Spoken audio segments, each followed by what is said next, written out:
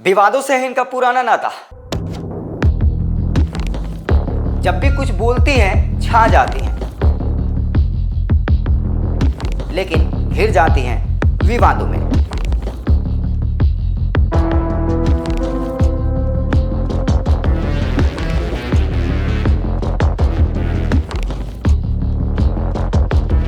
ये पहले अभिनेत्री थी, आज भी हैं अभिनेत्री, फिल्में करती हैं।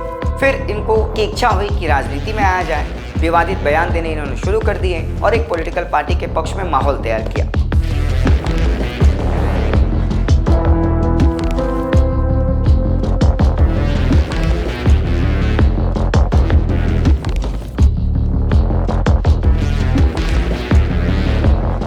नमस्कार, मैं शेषनाथ, आप देख रहे हैं द न्यूज बॉक्स।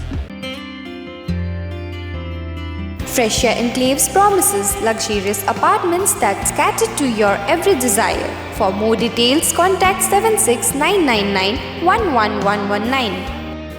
फिर क्या था, दिल जीत लिया उन्होंने उस पॉलिटिकल पार्टी के बड़े नेताओं का और टिकट हासिल कर लिया लोकसभा का।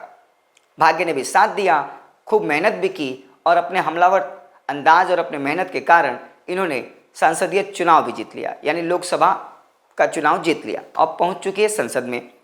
हम बात कर रहे हैं भाजपा के नवनिर्वाचित सांसद कंगना रनौत की। कंगना रनौत नाम सुनते ही आपको विवाद नजर आएंगे, क्योंकि पूर्व से लेकर अब तक जब भी बीच बीच में कुछ भी वो बोलती हैं वो विवाद का कारण बन जाता है।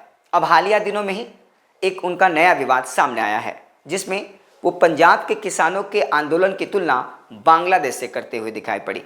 एक निजी चैनल को दिए गए इंटरव्यू के दौरान उन्होंने कहा था, उनसे जब पूछा गया कि क्या आपको लगता है कि भारत में भी कभी बांग्लादेश जैसी स्थिति हो सकती है, तो उन्होंने कहा था ऐसा हुआ था, होने वाला था, वो तो केंद्र सरकार ने बड़ी चालाकी से सतर्कता बरतते हुए आंदोलन को दबा दिया। कंगना रनौत के अनुसार पंजाब में किसानों का जो आंदोलन हुआ वो आंदोलन नहीं था, वो सोची समझी साजिश थी। वहाँ पर महिलाओं के साथ दुराचार किए गए, दरिंदगी की गई, हत्याएं की गई और पूरी कोशिश की गई कि भारत को जला दिया जाए। अब किसानों के ऊपर ऐसे आरोपों को लेकर के पूरा विपक्ष एकजुट होकर के कंगना रनौत के इस बयान की निंदा करते हुए बीजेपी सरकार के ऊपर हमला कर रहा है। राहुल गांधी ने भी अपने एक्स हैंडल पर लिखा है, बीजेपी सांसद का ये बयान किसानों के प्रति उनकी ये घृणा दिखाती है कि बीजेपी की किसानों के प्रति क्या सोच और क्या मानसिकता है। ये सिर्फ हरियाणा और पंजाब के किसानों की बात नहीं है, पूरे देश के किसान इसे आड़ो हाथ लेंगे। वहीं दूसरी तरफ कई सारे नेताओं ने अपने अपने अंदाज में कंगना रनौत के इस बयान को लेकर बीजेपी पर हमला बोला है। देखिए क्या कुछ कहा है। उन्होंने एक अत्यंत विचलित करने वाली बात आगे भी कही थी, जिसका मैंने उल्लेख किया है। उन्होंने कहा यहां पर बांग्लादेश जैसी स्थिति बनाने का काम अमेरिका और चीन कर रहे थे। तो हमारा सवाल है कि नरेंद्र मोदी की नाक के नीचे क्या वो इतने कमजोर है कि इस देश में अस्थिरता पैदा कर रही है विदेशी शक्तियां? तो इस पर पार्टी तो नहीं बोल सकती है। इस देश के विदेश मंत्रालय को, इस देश के गृह मंत्रालय को इस पर जरूर बयान देना चाहिए, जरूर स्पष्टीकरण करना चाहिए, क्योंकि हम भी परेशान हैं। आपकी सांसद कह रही हैं कि हिंदुस्तान की सरजमी पर अस्थिरता पैदा करने का काम दो विदेशी ताकतें अमेरिका और चीन कर रहे हैं। इस पर आपका क्या मत है? क्या यह सच है? अगर सच है तो आपने क्या कदम उठाए हैं? आपने क्यों नहीं इस विषय को साझा किया है? और अगर यह झूठ है तो इसके खिलाफ भी, इसकी मुखालफत करते हुए भी सरकार के मंत्रालयों की तरफ से बयान आना पड़ेगा।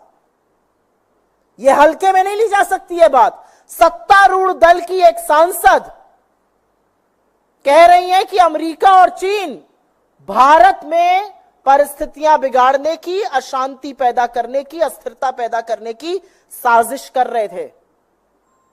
इसका जवाब कौन देगा? तो देखा आपने किस तरीके से विपक्ष के तेवर हमलावर तरीके से बीजेपी के ऊपर बने हुए हैं। निश्चित तौर पे विगत दिनों हमने देखा एयरपोर्ट पे किस तरीके से कंगना रनौत का थप्पड़ वाला जो कांड था वो वायरल हुआ था खूब, और उसके बाद अब किसानों के ऊपर ऐसा बयान जिससे उनकी ही पार्टी बीजेपी ने किनारा कर लिया है। बीजेपी की तरफ से स्पष्ट निर्देश दे दिए गए हैं कि ये कंगना रनौत का निजी बयान है, उससे पार्टी की सोच का कुछ भी लेना देना नहीं है। बहरहाल आगे इस मामले पर क्या कुछ होता है ये देखने वाली बात होगी। देखते रहिए द न्यूज़ बॉक्स।